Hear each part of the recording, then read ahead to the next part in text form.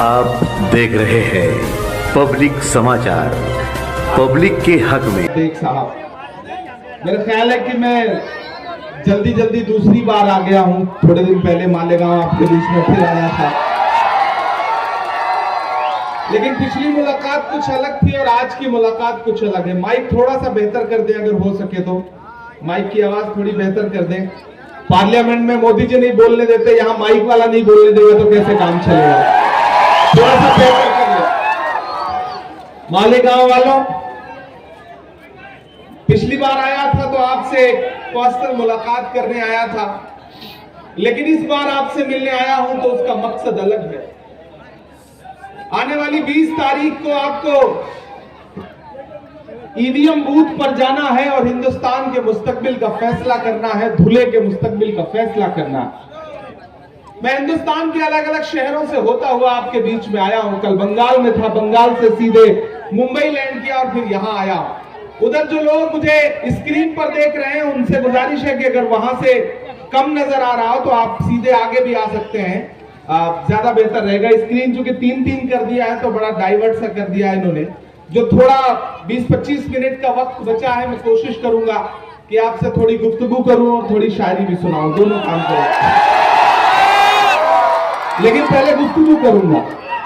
झील में पानी बरसता है हमारे देश में, झील में पानी बरसता है हमारे देश में, खेत पानी को तरसता है हमारे देश में, जिंदगी का हाल खस्ता है हमारे देश में, दूध महंगा खून सस्ता है हमारे देश में। मालेगांव वालों, मालेगांव से उठी हुई आवाज पूरे हिंदुस्तान में एक असर रखती है। अगर आपको लगता है कि इलेक्शन सिर्फ पार्लियामेंट के मेंबर चुनने का इलेक्शन है तो नहीं, आप गलतफहमी के शिकार हैं। यह इलेक्शन दो विचारधाराओं के बीच में है, दो जहनियत के बीच में है। एक तरफ वो ताकतें खड़ी हैं जो ये कह रही हैं कि हमें मैंडेट दो, हमें बहुमत दो, क्योंकि हमें हिंदुस्तान का आईन बदलना है। नरेंद्र मोदी के साथी, चाहे वो अनंत हेगड़े हो, चाहे ज्योति मिर्धा हो, चाहे लल्लू सिंह हो या भाजपा के पोस्टर बॉय अरुण गोविल हो, पिछले 1 महीने में उनके स्टेटमेंट उठा के देख लीजिए। उनका एक स्टेटमेंट है कि हमें 400 सीटें दो क्योंकि हमें भारत का संविधान बदलना है। और एक तरफ वो शख्स खड़ा है जिसका नाम राहुल गांधी है, जो ये कह रहा है कि जब तक मेरी एक भी सांस बाकी है, ना हम हिंदुस्तान के आईन पर कोई आंच आने देंगे, ना हिंदुस्तान की जमहूरियत पर कोई आंच आने देंगे। मेरे भाई, ये लड़ाई दो विचारधाराओं के बीच में है। मैं आपके साथ आपका अपना हूं, आपके मुद्दों पर सड़क से लेकर के संसद तक लड़ता रहता हूं, बोलता रहता हूं। खुदा ने मुझे शायरी की सलाहियत दी, उस सलाहियत की बुनियाद पर भी लड़ता रहता हूं। और आपकी दुआओं ने, आपने किन्हीं लम्हों पे मुसल्लों में बैठ के मेरे लिए अगर कोई मासूम सी दुआ की तो शायद वो कबूल हुई। तो मुझे हिंदुस्तान की सबसे बड़ी पंचायत में यानी कि राज्यसभा में जब पहुंचने का मौका मिला तो मैं कोशिश कर रहा हूं कि वहां भी आपकी आवाज बन के बोलूं। मालेगांव वालों, एक मुश्किल वक्त से देश गुजर रहा है। एक तरफ देश के प्रधानमंत्री खड़े होकर के हर मंच पर हिंदू मुसलमान, मंदिर मस्जिद, सिर्फ 2 भाषण है उनके पास, हिंदू मुसलमान, मंदिर मस्जिद। लेकिन राहुल गांधी किन मुद्दों पर बात कर रहे हैं, कांग्रेस किन मुद्दों पर बात कर रही है कि अगर हमारी सरकार बनी तो हम नौजवानों को रोजगार देंगे, हमारी सरकार बनी तो हम औरतों के लिए महालक्ष्मी योजना लाएंगे। जो हमारा मैनिफेस्टो है कांग्रेस पार्टी का, जिसको हम न्याय पत्र कहते हैं। मेरी खुशनसीबी है कि मैं महज 36 साल की उम्र में कांग्रेस की मैनिफेस्टो कमेटी का मेंबर हूं। वो जो मैनिफेस्टो बना है उसमें मैंने आपकी नुमाइंदगी की है, आपकी तरफ से आपकी वकालत की है उस मैनिफेस्टो को बनाने में। जिस मैनिफेस्टो में पी चिदम्बरम है, शशि थरूर है, जयराम रमेश है, वहां पर इमरान प्रतापगढ़ी आपकी नुमाइंदगी कर रहा है। और वहां जो लिखा गया है उसके लिखने में, उसके कहने में इमरान प्रतापगढ़ी का भी रोल है। मैंने बनाया है उस मैनिफेस्टो को। वो मैनिफेस्टो हिंदू मुस्लिम की बात नहीं करता, वो कहता है कि अगर कांग्रेस पार्टी की सरकार बनी, सेंटर में इंडिया अलायंस की सरकार बनी, तो हर गरीब परिवार की औरत को सालाना 1 लाख रुपया मिलेगा। तो मैं मालेगांव की अपनी माओ बहनों से कहना चाहता हूं कि अगर इंडिया अलायंस की सरकार बन गई, आपने शोभा ताई को मेंबर ऑफ पार्लियामेंट बना करके लोकसभा में पहुंचा दिया, तो सरकार बनने पर मुझे लगता है कि हिंदुस्तान के जिस शहर का सबसे बड़ा फायदा होगा वो यकीनन मालेगांव शहर होगा। ये मुझे पूरा एतबार है। और एक चीज जान लो मेरे भाई मालेगांव वालों, अभी मैंने सुना धुले में गृह मंत्री जी आए थे, अमित शाह साहब।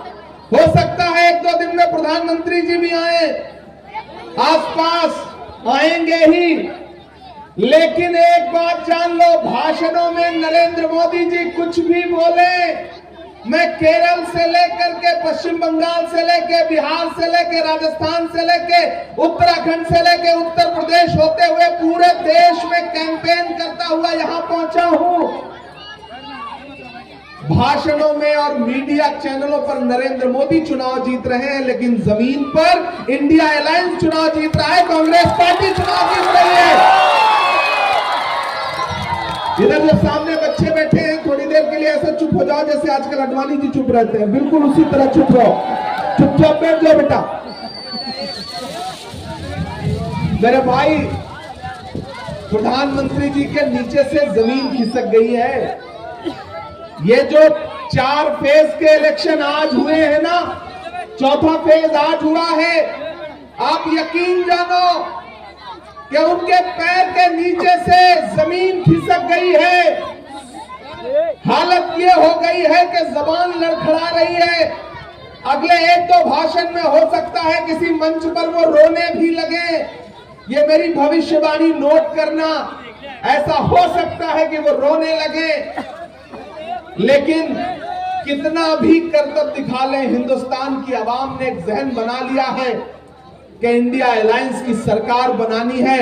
इसी वजह से प्राइम मिनिस्टर साहब बहुत परेशान हैं। 10 साल आवाम को परेशान करने वाली सरकार का मुखिया परेशान है, मैं देख के आ रहा हूं। अशोक साहिल का एक शेर है कि गमों की आंच में भी मुस्कुरा कर चलना पड़ता है। ये दुनिया है, यहाँ चेहरा सजा कर चलना पड़ता है।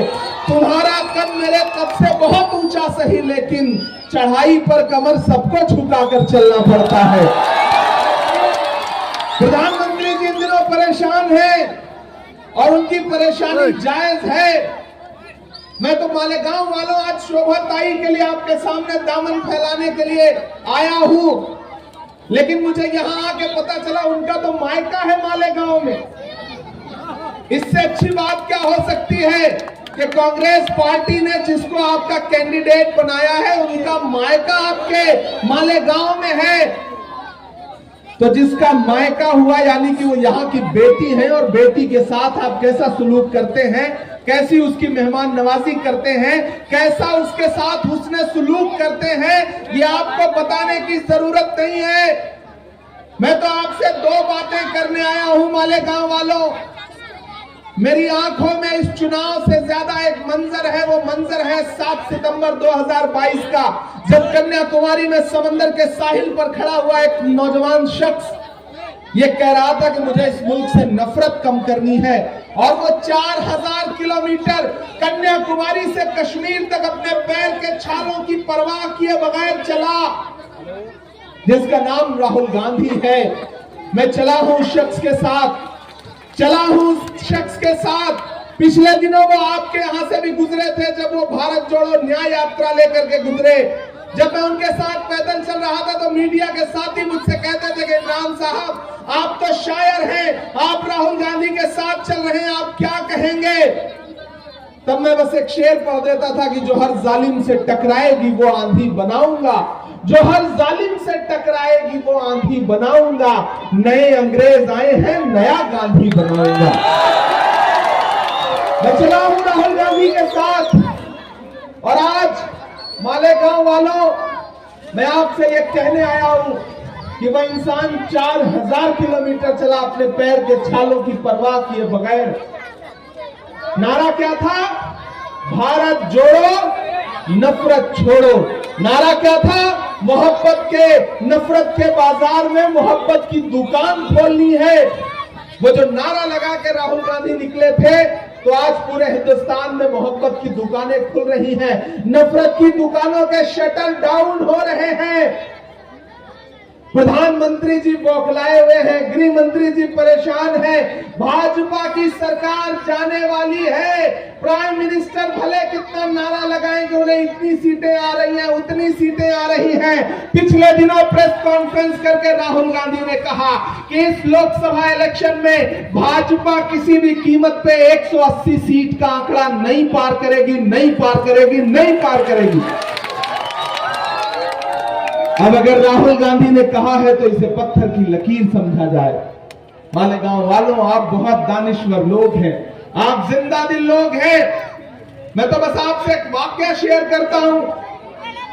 बेटा चुप हो जाओ, चुप हो जाओ बिल्कुल। मैं आपसे एक छोटा सा वाक्य साझा करना चाहता हूं। महान बादशाह सिकंदर ने जब यूनान फतेह किया, तो यूनान फतेह करने के बाद वो जीत का जश्न मनाने के लिए शहर की सड़कों पर निकला। उसने देखा कि पूरा शहर जश्न मना रहा है, लेकिन सड़क के किनारे पेड़ के नीचे एक इंसान चादर तान के सो रहा है। सिकंदर को गुस्सा आया। सिकंदर अपने घोड़े से उतरा और उस सोते हुए इंसान के पास गया और उसे जोर की एक लात मार के कहा कि क्यों रे फकीर, पूरा शहर जश्न मना रहा है, मैंने शहर फतेह कर लिया और तू सो रहा है। उस फकीर ने उनींदी आंखों से सिकंदर की तरफ देखा और देख करके कहा कि शहर फतेह करना बादशाहों का काम है, लेकिन लात मारना गधे का काम है। क्या खुदा की कायनात में इंसानों की इतनी कमी हो गई है जो उसने थे।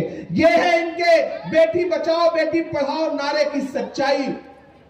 तो मैं आज आपके बीच में खड़ा होकर के आपकी बेटी के लिए, आपके परिवार की बहन के लिए वोट की अपील करने आया हूं। मालेगांव वालों और पूरे महाराष्ट्र में कांग्रेस पार्टी की लहर चल रही है, महाविकास अघाड़ी की आंधी चल रही है। जब 20 तारीख को बूथ पर जाना तो ये सोच के जाना कि आपका दिया गया एक एक वोट जो हाथ के पंजे के सामने वाली बटन पे दबाओगे तो दूसरे नंबर पर है। आपका दिया गया एक एक वोट सिर्फ शोभा ताई को नहीं मिलेगा, मोहब्बत के उस मसीहा को भी मिलेगा जिसका नाम राहुल गांधी है। आपका दिया गया एक एक वोट मल्लिकार्जुन खड़गे जी को भी मिलेगा।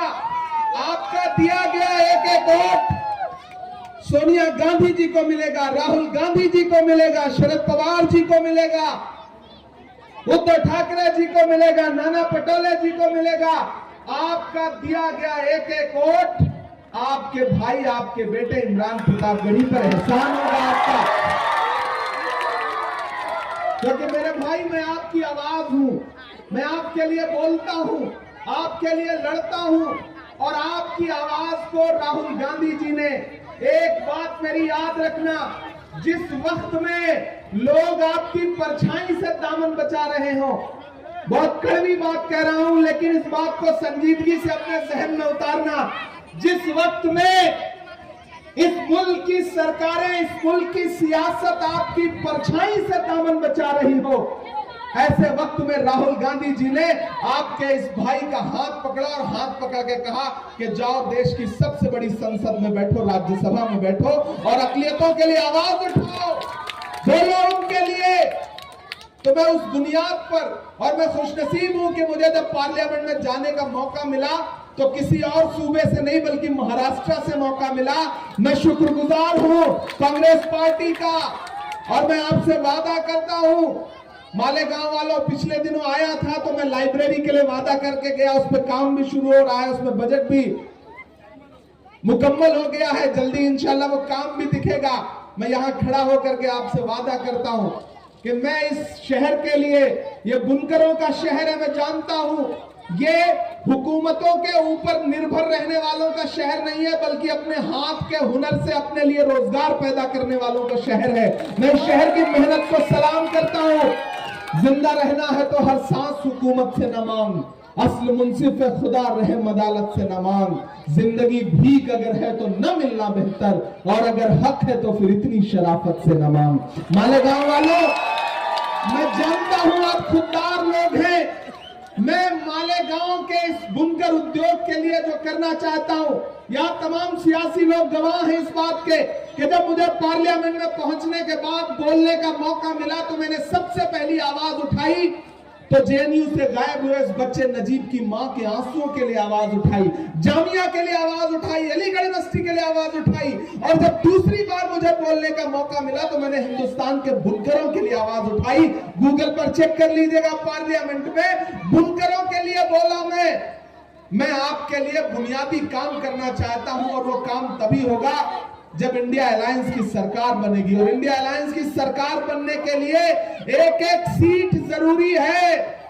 धुले से आप शोभाताई बच्छाव को जिता करके पार्लियामेंट पहुंचाइए। आने वाले दिनों में एक जिताइए एक फ्री पाइए, इससे अच्छा ऑफर तो कुछ हो ही नहीं सकता। एक सांसद जिताओगे, एक खासदार जिताओगे, एक साथ में फ्री पाओगे।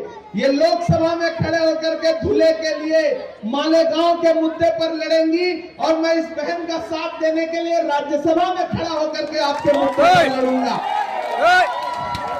तो यकीनन आपके मुद्दों का हल जल्दी निकलेगा। मेरे भाई हाँ, शायरी भी सुना दे, शायरी नहीं सुनाएंगे तो काम भी नहीं चलेगा।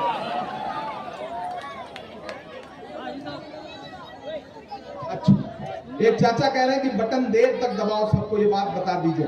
मैं तो ये चाहता हूं बटन इतनी जोर से दबाओ कि मैं दिल्ली में मौजूद रहूं तो मालेगांव की आवाज मुझको दिल्ली तक सुनाई पड़े। इतनी जोर से दबाओ, इतनी जोर से दबाओ। और मालेगांव वालों, इतनी बड़ी लीड इस असेंबली से दे दो कि लाख कोशिश करने के बाद भी इस लीड को कम न कर पाए भाजपा की सरकार। ये जहन में रख लो, ये सोच बना करके 20 तारीख को जाओ और जब बूथ पर पहुंचो तो बटन दबाओ और साथ में एक नारा लगाओ कि 20 मई भाजपा गई। 20 मई लगाओ मेरे साथ नारा, 20 मई, 20 मई। और जोर से, यहां से उठती आवाज तो दिल्ली तक जाती है यार। 20 मई, 20 मई, 20 मई। ये सहन बना करके घर से निकलिए कि आपका एक एक वोट हिंदुस्तान के आईन को बचाने के लिए जाएगा। वो आईन, वो संविधान जिसमें महात्मा गांधी, पंडित जवाहरलाल नेहरू, मौलाना आजाद के सपने शामिल हैं। वो संविधान जिसमें डॉक्टर बाबा साहब अम्बेडकर के खून पसीने से लिखा हुआ संविधान बचाने की लड़ाई है। ये हम सबकी जिम्मेदारी है कि हम आईन बचाने के लिए घर से बाहर निकलेंगे और शोभाताई बच्छाव को चुनाव जिता करके वापस लाएंगे। मैं आखिरी के जो 3 मिनट बचे उसमें शायरी सुना देता हूं, नहीं आप नाराज हो जाए। कहां सोया है चौकीदार, सुनाना बहुत कष्ट है लेकिन ये सुनाने के लिए बहुत सारे लोग कह रहे हैं। कहां सोया है चौकीदार, कहां सोया है चौकीदार। याद है 2014 में नारा, भाइयों बहनों, देश के खजाने की चाबी सौंप दो, मैं देश नहीं लुटने दूंगा, मुझे चौकीदारी दे दो। मैंने पार्लियामेंट में भी उनसे पूछा था और यहां भी खड़ा होकर पूछ रहा हूं कि कहां सोया है चौकीदार, कहां सोया है चौकीदार। विजय माल्या नाक के नीचे से हो गया फरार। कहां सोया है चौकीदार, कहां सोया है चौकीदार। कि चाय बेचने वाला पूरा भारत बेच रहा है। बेच रहा है कि नहीं बेच रहा है? चाय बेचने वाला पूरा भारत बेच रहा है। इसी काम में हासिल उसे महारत बेच रहा है। कि रेल बिक गई, तेल बिक गया, बिका हवाई अड्डा। सब कुछ बिकता देख के खुश है अपने जेपी नड्डा। कि जनता महंगाई की मारी करती हाहाकार। कहां सोया है चौकीदार, कहां सोया है चौकीदार। मालेगांव वालों, हजारों किलोमीटर दूर से आया हूं मेरे आने को मायूस मत होने दीजिएगा, मेरे आने को जाया मत करिएगा। मैं चाहता हूं शोभा ताई के लिए एक एक हाथ उठा करके इन्हें एहसास दिलाइए कि आप इनके साथ खड़े हैं। इधर भी एक एक हाथ आपका हवा में उठा हुआ हो, इसी हाथ को लेकर, हाथ के पंजे को लेकर के 20 तारीख को जाइए, शोभा ताई को जिताइए, पार्लियामेंट पहुंचाइए। ये सलामताबाद चौक है। इंशाल्लाह एक बार फिर 4 जून के बाद वापस आऊंगा आपका शुक्रिया अदा करने के लिए। मेरे आने को मायूस मत होने दीजिएगा। शोभा ताई को जिताइए, पार्लियामेंट पहुंचाइए। 20 मई भाजपा, 20 मई